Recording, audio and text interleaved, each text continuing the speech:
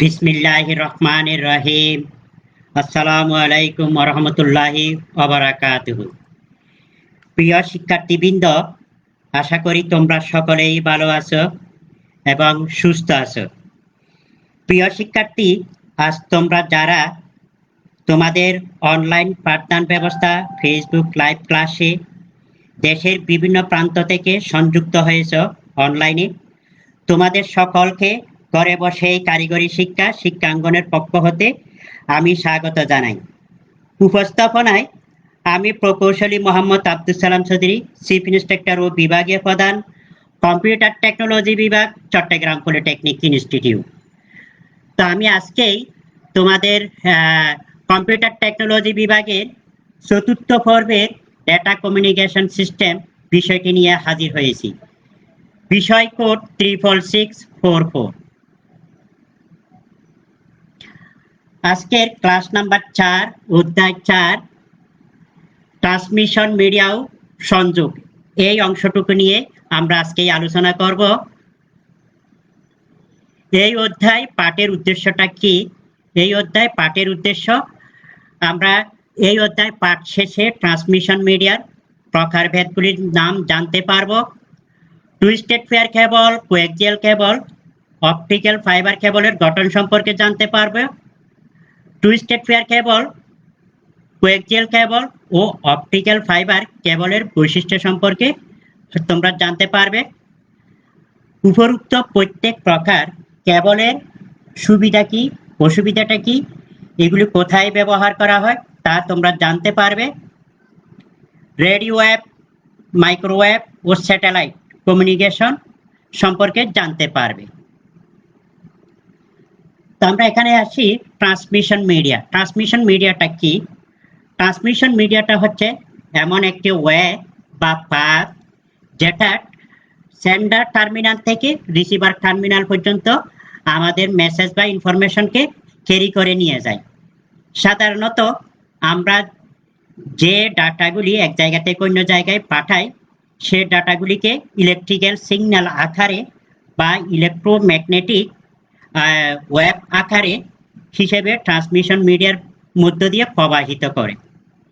এক্ষেত্রে electrical signal current হিসেবে এবং electromagnetic wave electromagnetic pulse series হিসেবে কাজ করে। ইলেকট্রিক্যাল সিগন্যাল কপার তার দিয়ে সহজে চলাচল করতে পারে, আর ইলেকট্রোম্যাগনেটিক সিগন্যাল বা ইলেকট্রোম্যাগনেটিক ওয়েভ অ্যান্টেনার মাধ্যমে চলাচল করে। এই ট্রান্সমিশন মিডিয়ার অন্য আরেকটি নাম হলো communication channel. The categories of transmission media, transmission মিডিয়ার প্রকারভেদগুলি। ট্রান্সমিশন মিডিয়াকে প্রধানত দুটি ভাগে ভাগ করা হয়েছে। একটি হলো গাইডেড মিডিয়া, আর একটি হলো আনগাইডেড মিডিয়া। গাইডেড মিডিয়াটা হচ্ছে আমরা যখন এক জায়গা থেকে অন্য জায়গায় ডাটা ট্রান্সমিট করি, তখন এখানে মিডিয়া হিসেবে অর্থাৎ চ্যানেল হিসেবে কেবল ব্যবহার করা হয়।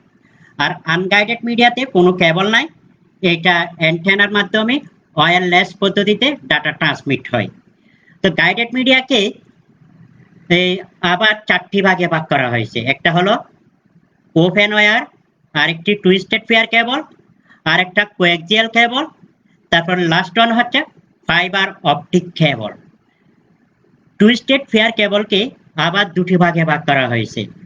আনশিল্ডেড টুইস্টেড পেয়ার কেবল ইউটিপি, আর শিল্ডেড টুইস্টেড পেয়ার এসটিপি।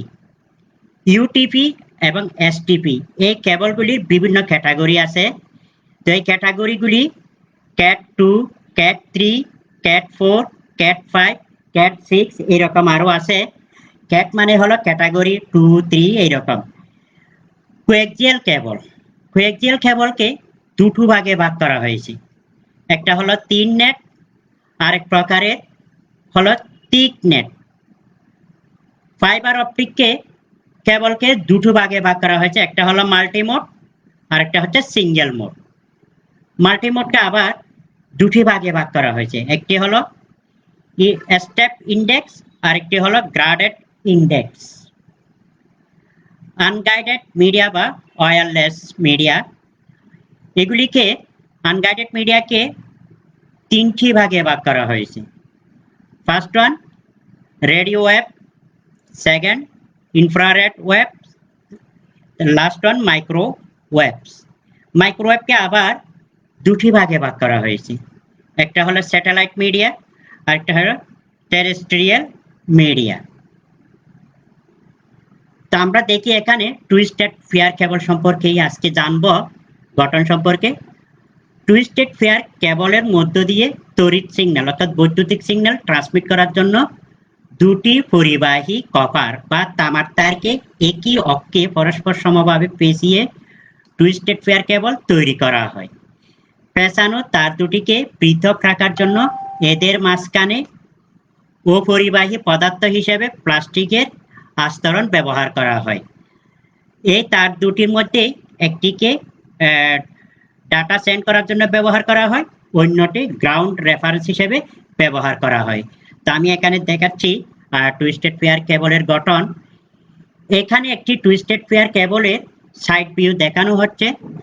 এখানে একটি টুইস্টেড ফেয়ার কেবল আছে, এই কেবলের ভিতরে এই যে এখানে টুইস্টেড ফেয়ার কেবল জ্যাকেট রয়েছে, এইখানে ভিতরে 4 জোড়া তার, 8টি তার 4 জোড়া করে জোড়া জোড়া করে 4 জোড়া কেবল রয়েছে।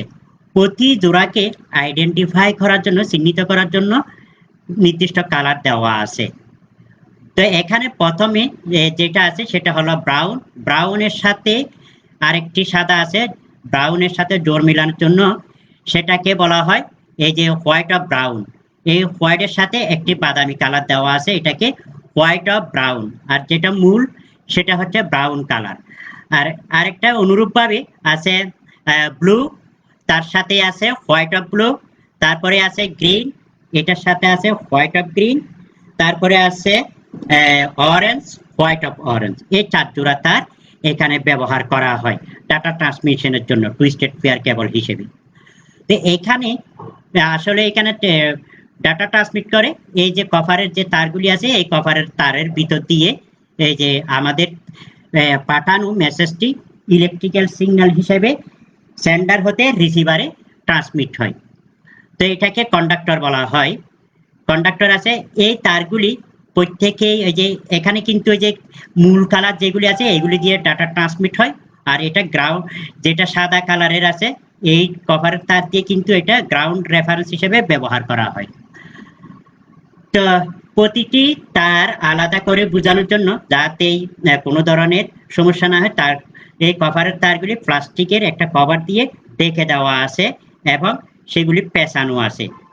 এবং সবগুলি 4 জোড়া তারকে আবার আরেকটি প্লাস্টিকের জ্যাকেট দিয়ে ঢেকে দেওয়া আছে। এইখানেই আমি একটি টুইস্টেড ফেয়ার কেবলের এই যে গঠন দেখালাম।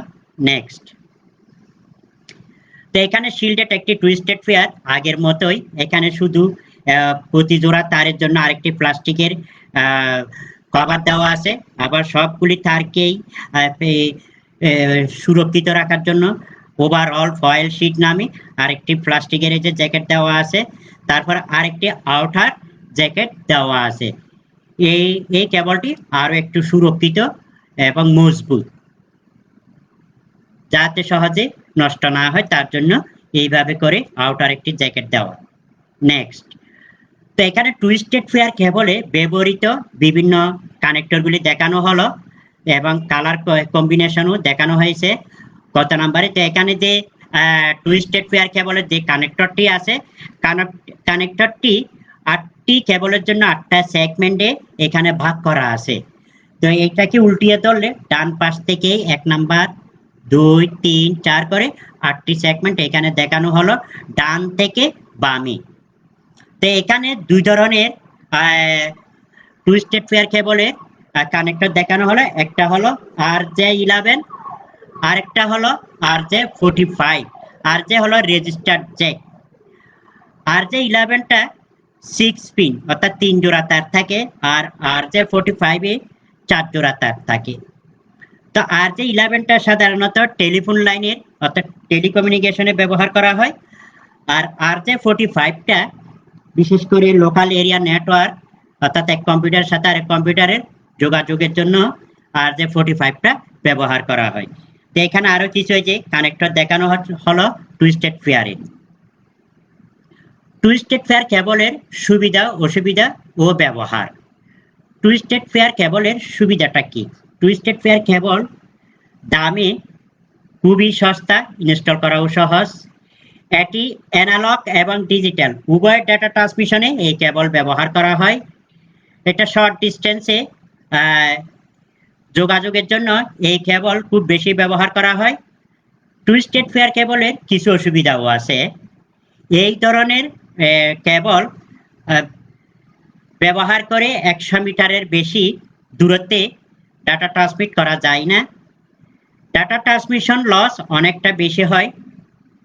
তারপর এটার কেবলের ডিস্টেন্স বাড়ার সাথে সাথে, লেন্থ বাড়ার সাথে সাথে যে ডাটা ট্রান্সমিশন রেট হ্রাস পায়, কমে যায়। টুইস্টেড পেয়ার কেবলের ব্যবহার, একটি টেলিফোন লাইনে এই কেবল ব্যবহার করা হয়। তারপর লোকাল এরিয়া নেটওয়ার্ক বা ল্যান এর ক্ষেত্রেও অধিক ব্যবহার করা হয়। কোএক্সিয়াল কেবল, কোএক্সিয়াল কেবলটা এখানে দুটি তড়িৎ পরিবাহী এবং দুটি তড়িৎ অপরিবাহী স্তরের সাহায্যে কোএক্সিয়াল কেবল তৈরি করা হয়। এই কেবলে দুটি তড়িৎ পরিবাহী স্তর একই অক্ষে বরাবর থাকে বলে একে কোএক্সিয়াল কেবল বলা হয়। এটাকে সংক্ষেপে কক্সও বলা হয়, COAX, কক্স। তো ভেতরের তড়িৎ পরিবাহী তারটি কপার ওয়্যার, যার মধ্য দিয়ে তড়িৎ সিগন্যাল প্রবাহিত হয়। এই যে এখানে যে কেবলটা দেখানো হচ্ছে কপার কোর, মূলত এই কপার কোর দিয়ে আমাদের এই যে পাঠানো ডাটাটি ইলেকট্রিক্যাল সিগন্যাল হিসেবে প্রেরণ করা হয়। তারকে এই যে ভেতরের পরিবাহী বাইরের পরিবাহী তারকে পৃথক রাখার জন্য তাদের মাঝখানে এই যে অন্তরক হিসেবে ফোমের ইনসুলেশন ব্যবহার করা হয়। এই যে এখানে একটা এই যে পরিবাহী আছে, এটাও পরিবাহী, তো দুটাকে আলাদা করার জন্য মাঝখানে ইনসুলেশন নামক একটি ফোম ব্যবহার করা হয়েছে। এবং পুরোপুরি তারটাকে ঢেকে দেওয়ার জন্য আউটার প্লাস্টিক শীট নামে আরেকটি জ্যাকেট রয়েছে। তো এখানে কপার ওয়্যার, এগুলি আমি বর্ণনা বলেই ফেললাম।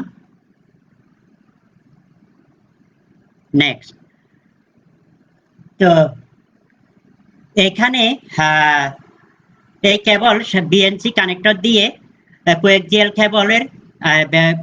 কেবল ব্যবহার করার জন্য এখানে বিএনসি কিছু কানেক্টর আছে, এগুলাকে বিএনসি কানেক্টর বলে। এই যে বিএনসি কানেক্টর, তারপরে এই যে এখানে এই যে কক্স বা কোএক্সিয়াল কেবলটি এখানে কানেকশন দেওয়া হয়েছে। আর এই যে বিএনসি টি কানেক্টর, অর্থাৎ কোএক্সিয়াল কেবলের মাঝখান থেকে যদি আমি কোনো একটা নতুন সংযোগ নিতে চাই তাহলে বিএনসি টি কানেক্টরটা ব্যবহার করা হয়। আর এখানে আছে 50 ওয়াট বিএনসি টার্মিনেটর, অর্থাৎ কোএক্সিয়াল কেবলের শেষ প্রান্তে এই কানেক্টরটি ব্যবহার করা হয়। এখানে যদি কোনো অতিরিক্ত ইলেকট্রিক্যাল সিগন্যাল যদি থাকে তাহলে এটা এই যে এখানে গ্রাউন্ডেড ওয়্যার নামে একটি কেবল আছে, এই গ্রাউন্ডেড ওয়্যার দিয়ে এটা মাটিতে চলে যায়, এটা মাটির সাথে সংযোগ থাকে এই কেবলটি। তো এখানে আরো কিছু বিএনসি কানেক্টর বা পোর্ট এখানে দেখানো হলো। নেক্সট, কোএক্সিয়াল কেবলের প্রকারভেদ। কোএক্সিয়াল কেবল দু প্রকার, একটা হলো 3 নেট। 3 নেটটা পুরুত্ব হচ্ছে 0.225 ইঞ্চি, তারপর ট্রান্সমিশন ডিস্টেন্স 185 মিটার রিপিটার ছাড়া, আর transmission speed 10 Mbps, megabit per second. আরেক প্রকারের কোএক্সিয়াল কেবল হলো থিক নেট। এই থিক নেটের পুরুত্বটা হচ্ছে 0.5 ইঞ্চি, আর transmission distance 500 metre with repeater ছাড়া। তারপর transmission speed 10 megabit per second, 10 Mbps। এই দুই প্রকার কোএক্সিয়াল কেবলের বৈশিষ্ট্য দেখানো হলো। নেক্সট, কোএক্সিয়াল কেবলের সুবিধাসমূহ। এই ধরনের কেবল ট্রান্সমিশন লস অপেক্ষাকৃত কম হয়, ডেটা ট্রান্সমিশন স্পিড অনেকটা বেশি। অ্যানালগ এবং ডিজিটাল উভয় ট্রান্সমিশনে এই কেবল ব্যবহার করা হয়।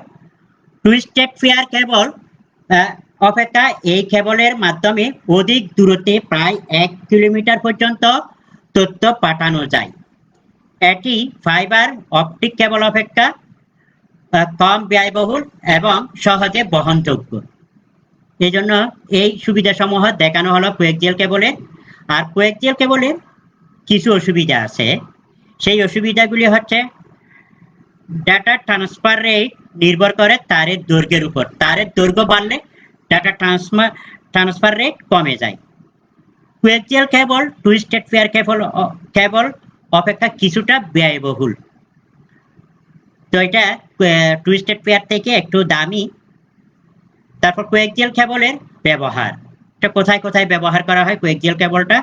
বিশেষ করে টেলিভিশন নেটওয়ার্ক, তারপর ডিশ টিভি বা কেবল টিভি নেটওয়ার্ক, তারপর CC TV network, local area নেটওয়ার্কে ল্যান কানেকশনও এই কোয়েক্সিয়াল কেবল ব্যবহার করা হয়। তারপর আছে ফাইবার অপটিক। তো মডার্ন টেকনোলজিতে আসলে যোগাযোগের জন্য সবচাইতে বেশি সাড়া জুগিয়েছে এই ফাইবার অপটিক কেবল। তো যে ফাইবার অপটিক কেবল কতগুলি অপটিক্যাল ফাইবারের সমন্বয়ে গঠিত। তো এই যে ফাইবার হলো ট্রান্সমিশন কেবলের প্রযুক্তির নতুনতম রূপ। ফাইবারগুলি এক ধরনের ডাইইলেকট্রিক পদার্থ বা সিলিকা মাল্টি কম্পোনেন্ট কাঁচ দ্বারা তৈরি, যা রাসায়নিকভাবে নিরপেক্ষ হয় এবং আলোক পরিবহনে সক্ষম। অপটিক্যাল ফাইবারের সবচেয়ে বড় বৈশিষ্ট্য হলো এটা ইলেকট্রিক্যাল সিগন্যালের পরিবর্তে আলোকীয় পদ্ধতিতে ডাটাকে ট্রান্সমিট করা হয়। কারণ আলোর গতি সিগন্যালের চাইতে অনেক, ইলেকট্রিক্যাল সিগন্যালের চাইতে অনেক বেশি, প্রায় প্রতি সেকেন্ডে 1,86,000 মাইল। তো এখানে প্রতিটি এই যে অপটিক্যাল ফাইবারগুলি আমাদের এই যে চুল আছে, চুলের মতো একেবারে খুব সরু। এই প্রতিটি ফাইবার প্লাস্টিকের স্তর দ্বারা কভার দ্বারা আবৃত থাকে এবং একটি প্রতিরক্ষামূলক টিউবে থাকে, যা বাহ্যিক হস্তক্ষেপের জন্য অত্যন্ত প্রতিরোধী করে তোলে। তো এখানে যে কিছু অপটিক্যাল ফাইবারের চিত্র এখানে দেখানো হচ্ছে। নেক্সট, তো এখানে অপটিক্যাল ফাইবারের কিছু connector, SC connector, ST connector, MT R J connector সাহায্যে ডিভাইসের সাথে কানেকশন দেওয়া হয় এই কেবলগুলি। তো এখানে একটা এমটি আর জে কানেক্টর, এখানে একটি কানেক্টর আছে। এই কানেক্টরের একদিকে আছে আর এক্স টিএক্স। টিএক্স মানে হলো ট্রান্সমিশন, এটা ট্রান্সমিশন পোর্ট। তারপরে এটা হচ্ছে রিসিভার পোর্ট, এটা দিয়ে রিসিভ করে, এটা দিয়ে ট্রান্সমিট করে। তা এসসি কানেক্টর আছে, তারপরে এসটি কানেক্টর আছে। এগুলো বিভিন্ন ডিভাইস উপযোগী, যখন ডিভাইসে ব্যবহার করা হয় অপটিক্যাল ফাইবারকে কানেকশন দেওয়ার জন্য। নেক্সট, ফাইবার অপটিক কেবলের বিভিন্ন অংশ। এখানে একটি অপটিক্যাল ফাইবার দেখানো হলো। এখানে কোর, এটা দিয়ে মূলত ডাটাকে ট্রান্সমিট করা হয়। তারপর এই যে এখানে যে উপরে একটা ক্লাডিং আছে, ক্লাডিংটা হচ্ছে এইখানে, ক্লাডিংটা হলো আমি এখানে দেখাই, ক্লাডিংটা দেওয়া হয় যে কাঁচের ভিতর দিয়ে যখন যে কোনো যে আলোকটা যখন প্রতিফলিত হয়, তখন যাতে আলোকটা বেঁকে যায় এদিক থেকে, এইভাবে যাতে প্রতিবিম্ব তৈরি হয়, তার জন্য এখানে ক্লাডিংটা দেওয়া থাকে কাঁচের উপরে। তো এটাকে আরো সুরক্ষিত করার জন্য আরেকটা কোটিং দেওয়া আছে। তারপরে এটাকে শীট মেম্বার নামে আরেকটা কোটিং, তারপরে আউটার একটি জ্যাকেট দেওয়া আছে, যাতে এটাকে বাইরের তাপ চাপ প্রতিটি থেকে রক্ষা করার জন্য এবং পরিবেশের, বাইরের পরিবেশের ক্ষতিকর প্রভাব থেকে রক্ষা করার জন্য।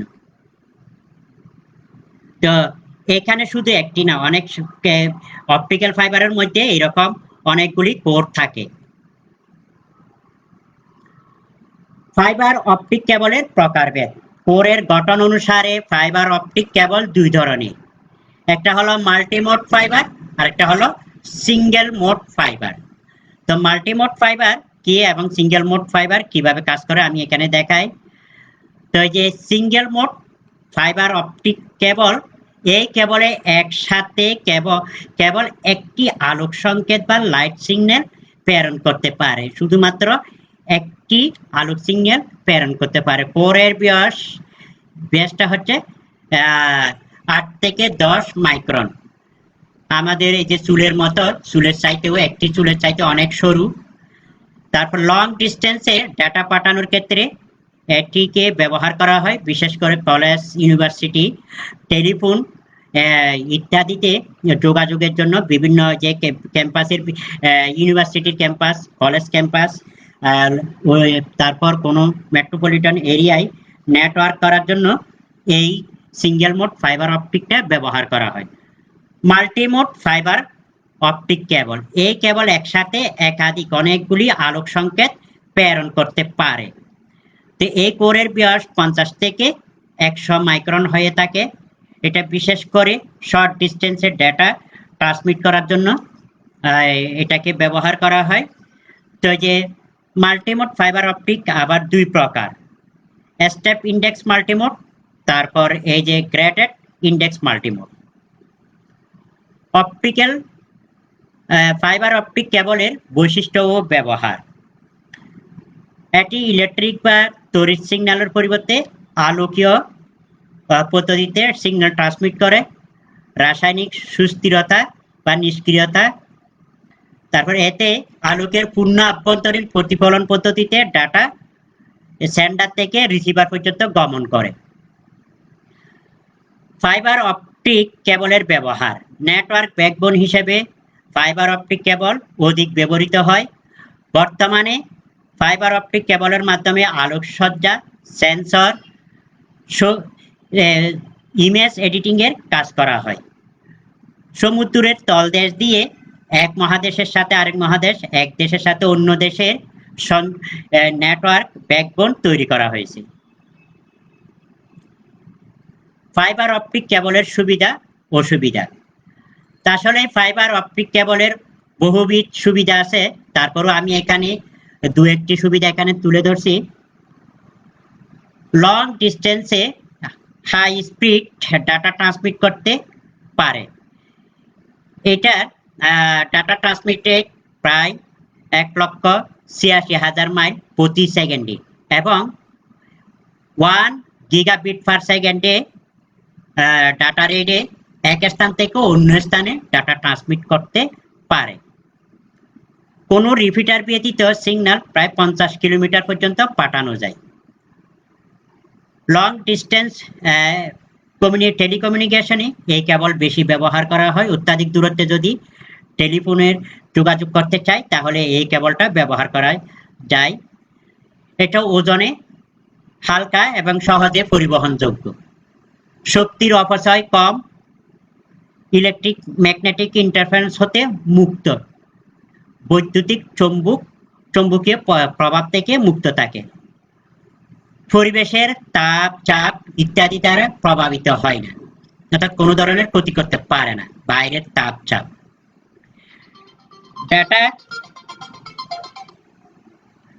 ডেটা সংরক্ষণের নিরাপত্তা ও গোপনীয়তা সবচাইতে বেশি। ফাইবার অপটিক কেবলের কিছু অসুবিধা আছে। ফাইবার অপটিক কেবলকে ইউ আকারে বাঁকানো যায় না। তারপরে আবার ফাইবার অপটিক কেবল অত্যন্ত দামি। তারপর ফাইবার অপটিক কেবল ইনস্টলেশন করা অন্যান্য কেবলের চেয়ে তুলনামূলকভাবে একটু কঠিন। এরপরে আসি আনগাইডেড মিডিয়া বা তারবিহীন। আনগাইডেড মিডিয়াকে 3 ধরনের আছে প্রধানত, রেডিও ওয়েভ, তারপর আছে মাইক্রোওয়েভ, তারপর আছে ইনফ্রারেড। রেডিও ওয়েভ বা বেতার তরঙ্গ, এটি 3 কিলোহার্টজ হতে প্রায় 300 গিগাহার্টজ ফ্রিকোয়েন্সির ইলেকট্রোম্যাগনেটিক স্পেকট্রামকে বলা হয় রেডিও ওয়েভ। এই তরঙ্গের তরঙ্গ দৈর্ঘ্য 1 মিলিমিটার থেকে 100 কিলোমিটার পর্যন্ত হয়ে থাকে। এই রেঞ্জের ফ্রিকোয়েন্সি সাধারণত রেডিও যোগাযোগের জন্য ব্যবহৃত হয় বলে এটিকে রেডিও ওয়েভ বলা হয়। এক্ষেত্রে প্রতিটি কম্পিউটার একই ফ্রিকোয়েন্সিতে সেট করা থাকে যাতে এগুলি অন্য কম্পিউটার থেকে সিগন্যাল গ্রহণ করতে পারে। ডেটা কমিউনিকেশনের স্পিডের উপর ভিত্তি করে ডেটা কমিউনিকেশন গতিকে 3 ভাগে ভাগ করা যায়। এই যে রেডিও কমিউনিকেশন, এই যে ন্যারো ব্যান্ড, আরেকটা হলো ভয়েস ব্যান্ড, একটা হলো ব্রডব্যান্ড। তো এখানে দেখানো হলো এইখানে আছে ন্যারো ব্যান্ড আছে। ন্যারো ব্যান্ডের গতি 45 বিট পার সেকেন্ড থেকে 300 বিট পার সেকেন্ড। এটার বৈশিষ্ট্য হলো একটু ধীর গতির, এটা বিশেষ করে টেলিগ্রাফিতে ব্যবহার করা হয়। এরপরে আছে ভয়েস ব্যান্ড, এটির গতি 300 বিট পার সেকেন্ড থেকে 900 বিট পার সেকেন্ড। এটা একটু মিডিয়াম স্পিড। এটি বিশেষ করে টেলিফোন, তারপর কম্পিউটার থেকে প্রিন্টারে ডাটা স্থানান্তর, কার্ড রিডার হতে কম্পিউটারে ডাটা স্থানান্তরের জন্য এই ভয়েস ব্যান্ডটা ব্যবহার করা হয়। ব্রডব্যান্ড, এটি 1 মেগাবিট পার সেকেন্ড থেকে কয়েক গিগাবিট পার সেকেন্ড পর্যন্ত এটার স্পিড হয়ে থাকে। এটা একটু হাই স্পিড।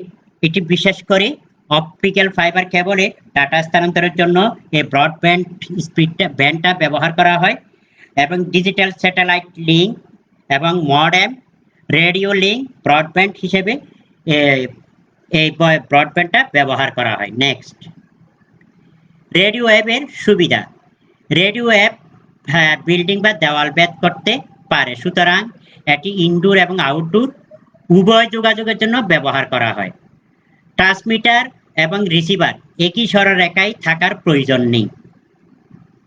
রেডিও ওয়েভ বায়ুমণ্ডল দ্বারা শোষিত হয় না, ফলে বায়ুমণ্ডল দ্বারা সামান্য প্রভাবিত হয়। রেডিও ওয়েভের কিছুটা অসুবিধা আছে। রেডিও ওয়েভ ট্রান্সমিশনে লো ফ্রিকোয়েন্সি ব্যবহৃত হয়। বিপুল পরিমাণ তথ্য যদি আমরা একসাথে প্রেরণ করতে চাই তা সম্ভব হয় না। রেডিও ওয়েভ স্বাস্থ্যের জন্য কিছুটা ক্ষতিকর। রেডিও ওয়েভের ব্যবহার। রেডিও ওয়েভ বেতার যন্ত্রে ব্যবহার করা হয়। মোবাইল কমিউনিকেশনে লিঙ্ক স্থাপনের জন্য এক টাওয়ার থেকে আরেক টাওয়ারে লিঙ্ক করার জন্য রেডিও ওয়েভ ব্যবহার করা হয়। তারপরে টেলিভিশন ব্রডকাস্টিং, ইন্টারনেট সংযোগের জন্য tower to tower radio link ব্যবহার করা হয়। যখন একজন প্রেরক অনেকগুলি রিসিভার থাকে তখন মাল্টিকাস্টিং এর জন্য একটি রেডিও ওয়েভ দরকার। ওয়াইড এরিয়া নেটওয়ার্কে ব্যবহার করা হয়। মাইক্রোওয়েভ। মাইক্রোওয়েভটা কি? মাইক্রোওয়েভটা হচ্ছে অর্থাৎ ছোট ছোট কিছু তরঙ্গ। এটি প্রায় 300 মেগাহার্টজ হতে 300 গিগাহার্টজ ফ্রিকোয়েন্সিতে ইলেকট্রোম্যাগনেটিক স্পেকট্রামকে বলা হয় মাইক্রোওয়েভ। এই তরঙ্গের তরঙ্গ দৈর্ঘ্য 1 মিলিমিটার থেকে 1 মিটার পর্যন্ত হয়ে থাকে। মাইক্রোওয়েভ বাঁকা পথে আবার চলতে পারে না। তো মাইক্রোওয়েভ সিস্টেম মূলত যে দুটি ট্রান্সসিভার নিয়ে গঠিত। তো একটি সিগন্যাল ট্রান্সমিটার, অর্থাৎ ডাটাকে ট্রান্সমিট করার জন্য, আরেকটি রিসিভার হিসেবে ব্যবহার করা হয়। যেহেতু মাইক্রোওয়েভ বাঁকা পথে চলতে পারে না, তাই ট্রান্সমিটার এবং রিসিভার মুখোমুখি থাকতে হয়। যে এখানে একটা ট্রান্সমিটার দেখানো হলো, পৃথিবীর ভূপৃষ্ঠের উপর স্থাপিত তিনটি মাইক্রোওয়েভ। তো যে চলতে পারে না, মাইক্রোওয়েভ অ্যান্টেনা কোনো সুউচ্চ ভবন অর্থাৎ টাওয়ারে বসানো হয়, যাতে সিগন্যাল বেশি দূরত্বে ট্রান্সমিট হতে পারে, যাতে মাঝখানে যত কোনো ধরনের প্রতিবন্ধকতা সৃষ্টি করতে না পারে। অধিক দূরত্বে যোগাযোগের জন্য মাইক্রোওয়েভ অত্যন্ত জনপ্রিয়। মাইক্রোওয়েভের মাধ্যমে ব্যবহার করে তারপর ডেটা, তারপরে যে কোনো ইমেজ, তারপর কোনো সাউন্ড, ভয়েস ট্রান্সমিট করা সম্ভব। মাইক্রোওয়েভের বৈশিষ্ট্য। মাইক্রোওয়েভ বাঁকা পথে চলতে পারে না। মাইক্রোওয়েভ সিস্টেম মূলত দুটো ট্রান্সসিভার নিয়ে গঠিত। একটি সিগন্যাল ট্রান্সমিট করে, অন্যটি ডাটা রিসিভ করে। মাইক্রোওয়েভের মাধ্যমে প্রেরক এবং প্রাপকের মধ্যে কোনো বাধা থাকলে ডাটা ট্রান্সমিট করতে পারে না।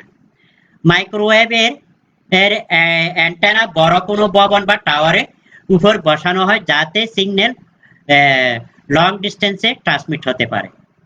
মাইক্রোওয়েভকে দুভাগে ভাগ করা হয়েছে, একটা হচ্ছে টেরেস্ট্রিয়াল মাইক্রোওয়েভ, তারপর আরেকটা হচ্ছে স্যাটেলাইট মাইক্রোওয়েভ। তো টেরেস্ট্রিয়াল মাইক্রোওয়েভটা বিশেষ করে ভূপৃষ্ঠে স্থাপন করা হয়, আর স্যাটেলাইটটা হচ্ছে আমাদের ভূপৃষ্ঠ থেকে মহাকাশে শূন্যস্থানে স্থাপন করা হয়। তো এখানে একটি বেসিক স্যাটেলাইট সিস্টেম এখানে দেখানো হচ্ছে। এই যে এখানে একজন ইউজার আছে, ইউজার থেকে যে ডাটাটি ট্রান্সমিট হবে এটা টেরেস্ট্রিয়াল নেটওয়ার্কের মাধ্যমে আর্থ স্টেশন কি করে এটা ভূপৃষ্ঠ থেকে মহাকাশে ছেড়ে দেওয়া হয়। আর এখানে মহাকাশে একটি স্যাটেলাইট আছে, স্যাটেলাইট যে অন্য আরেকটি ইউজারের যে টেরেস্ট্রিয়াল নেটওয়ার্ক আছে সেখানে সংযোগ ঘটানো হয়। তো এখানে একটি বেসিক স্যাটেলাইট সিস্টেম দেখানো হয়েছে। তো আজকেই আমরা এই পর্যন্ত রাখতে চাই, এই বলে আমি আমার এখানে ক্লাস শেষ করতে চাই। সবাইকে ধন্যবাদ জানিয়ে এবং সবার সুস্থতা কামনা করে আমি এখানে শেষ করতে চাই। তো প্রিয় শিক্ষার্থী, এখানে তোমাদের যদি কোনো আজকের ক্লাস সম্পর্কে যদি কোনো কোশ্চেন থাকে এবং জানার থাকে তোমরা আমাদের Facebook page skill portal Bangladesh এখানে কমেন্টস করে জানালে আমরা অবশ্যই তার উত্তর দেব। তো সবাইকে ধন্যবাদ জানিয়ে এখানে শেষ করতে চাই। আল্লাহ হাফেজ।